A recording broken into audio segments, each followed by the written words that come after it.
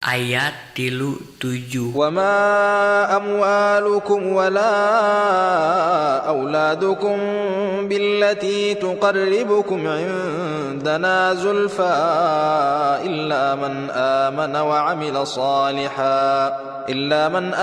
وعمل صالحا فأولئك لهم جزاء الضعف بما عملوا وهم في الغرفات آمنون. Jeung harta banda maraneh katut barudak maraneh teh hanteu ngadeketkeun maraneh di payuneun kami nepi ka kaparek pisan. Kajaba jalma anu iman tur tangalampahkeun amal soleh.